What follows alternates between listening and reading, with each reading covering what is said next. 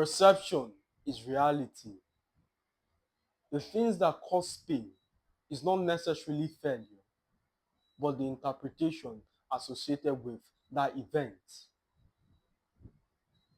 Mostly, individuals over-leverage themselves on set actions, set goals. They are so entwined with the outcome such that their personal identity is hinged upon it. So if I don't achieve XYZ, it means I'm a failure. I see myself as a failure as opposed to an event. I recall for the longest of time before I had any kind of financial breakthrough, I would feel inferior in conversations. I would call up in my peers. As a consequence, I got treated accordingly.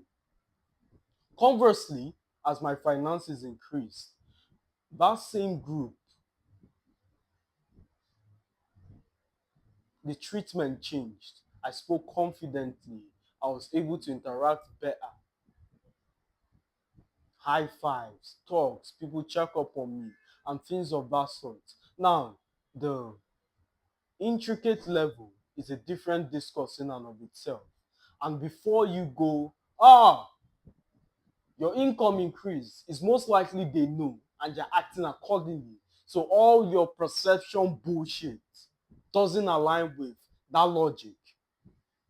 It's a very fair argument, but considering I've not made any significant changes in my life, a new car, a new XYZ, aside something I got, which was very significant. There's nothing else that shows financial prosperity. Take this video, for instance.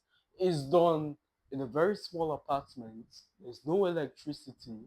I have to rely on rechargeable fan. So how do you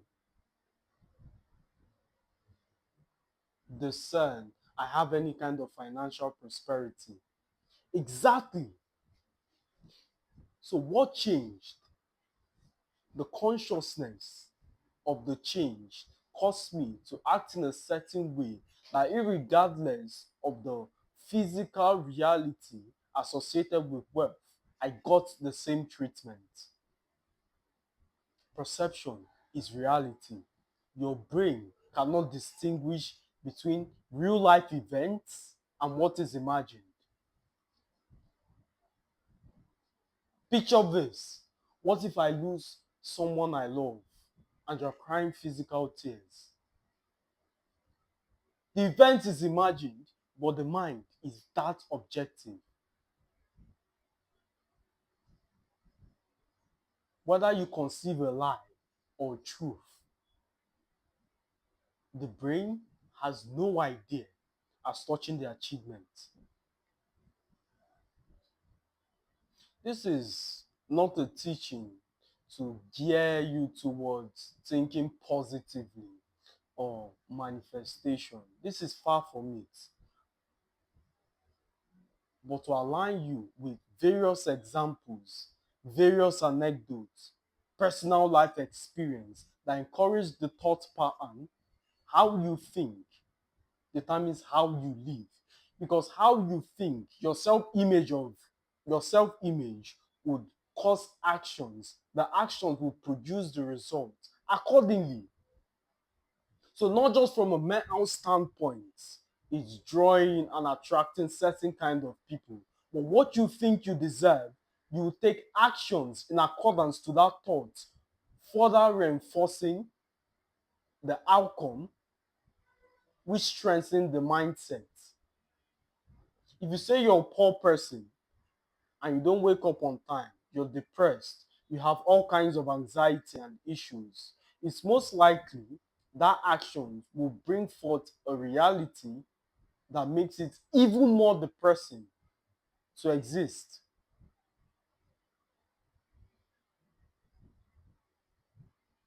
I'm revealing to you the thoughts is not just the problem, but it also compels you to take action unconsciously that produces that result.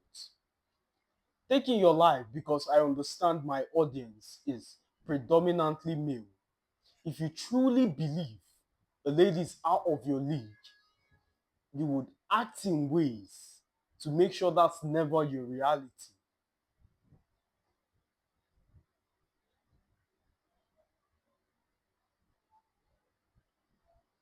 And if you try to ignore the feeling, try to solve the problem by wrestling with effects, in this case, walking up to the lady mechanically, it's most likely you are going to act in ways that is repulsive. You will be anxious, you would fidget, you will say things you think she wants to hear rather than be yourself. But my friends, authenticity, good or bad, breeds confidence. Let's take the woke industry, for instance. As stupid as the ideology is, as foolish as the comments sounds, they are confident. They truly believe that castrating yourself somehow improves society, and engaging in all kinds of degrading activity is somehow good and it better humanity. It's a symbol of freedom. You are free, you have liberty when you plumber shades of hedonism. You're confident.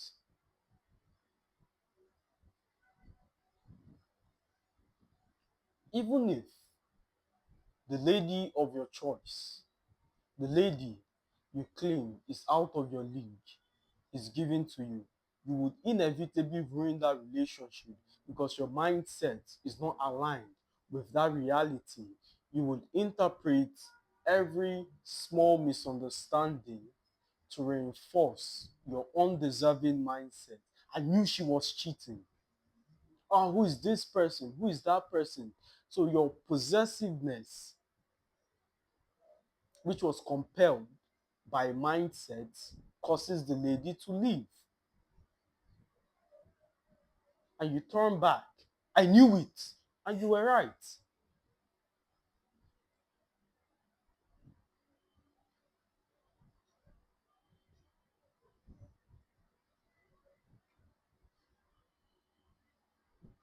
So the problem is not the externality. The problem is the mindset behind the externality. I've shared it countless times. You do not solve problems by solving problems. You solve problems by identifying the cause of the problem and providing solution. Then the problem melts like wax before sun.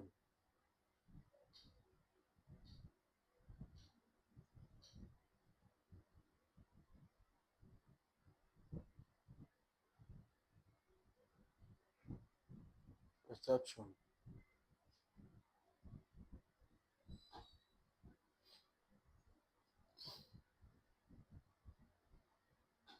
If a man is poor, he wants money, or he wants to solve the problem of being perceived poor. Do you know how 90% of society goes about this?